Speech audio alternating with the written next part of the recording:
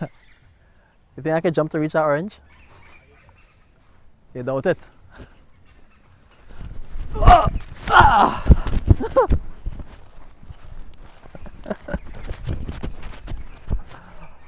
Oh Lord. Alright, so last time in our series we would have looked at zoysia grass. No, we would have looked at savanna grass. We would have taken a close look at savanna grass.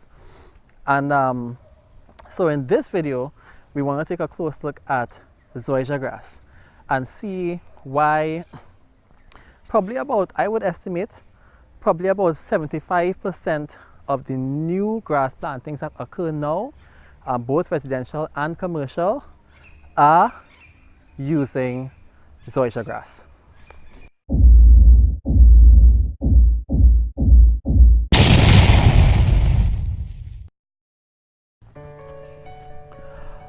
Alright, so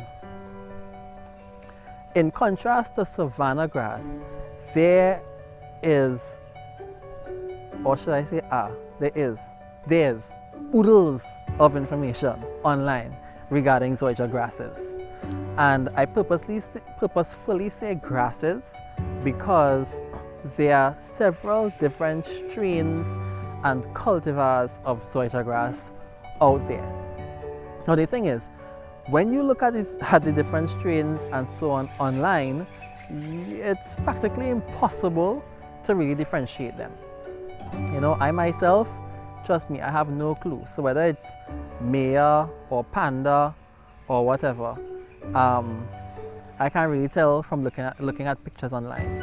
I did have the privilege though, about 2 years ago, we went to the TPIE, that's Tropical Plant Industry Emporium in Fort Lauderdale, Florida, and one of the exhibitionists actually had like about 6 to 8 different strains or cultivars of zoysia grass on display on one table. The thing is though, I can't find my picture of it, so I can't even show that here right now. But you know, from time to time, I would come across a zoysia grass lawn at somebody's place that is just growing a lot differently to expected, and despite things you might have tried to do to it, fertilize, top dress, irrigate, etc., would have been unable to change the way it was growing. And I just basically ended up putting down those instances to being different varieties of zoysia grass that I would not have been accustomed to, right? But in general, zoysia grass is very different to savanna grass. Zoysia grass is firstly an upright grass, right? So the leaves and the crown stand vertically on top of the stolons. And that is why you get that really cushiony effect with zoysia grass. The crowns are very, very close together, and that's why the turf ends up being so thick. The leaves are very, very fine, many of the times less than even 2 millimeters thick, and probably about well kept, regularly cut zoysia grass is the blades, the length of the blades themselves are usually somewhere between 2.5 to 3 inches long. But if you leave it to just grow wild and not cut it, you could end up with leaves up to, you know, or like 6 inches long, and so on. So recently again, we would have shot footage at the lawn farm because we have really good specimens of both savanna and zoysia grass at Ashard's farm in Guayco, and we can look at the footage I shot from there regarding zoysia grass. Okay, so in contrast now, I'm standing on what do I call this? A patch, an expanse.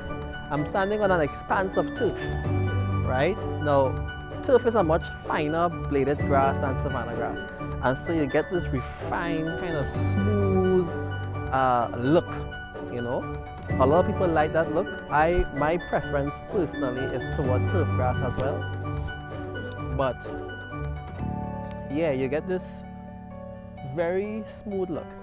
One thing you would notice is that the color of the turf grass is a lighter green than the savanna grass, and turf grass isn't glossy like savanna grass. Savanna grass is glossy, you know, while turf grass is more pastel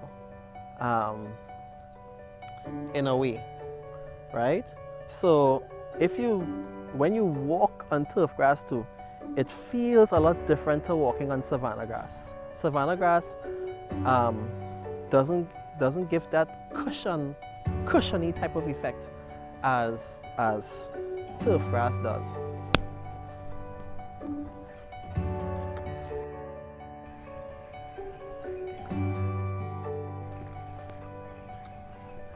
Okay,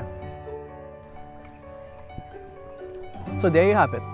It's Zoysia grass, the most popular grass for residential and commercial plantings in Trinidad and Tobago right now. So in the next video, we're going to look at the advantages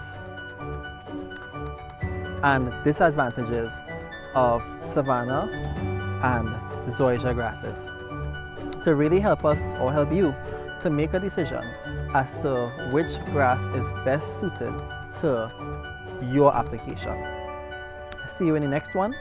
And if you liked this video and you like the content, you like this local content to your reality, please like and share this video because there is far too little local content out there. Thank you, and until next time, stay green, my friends.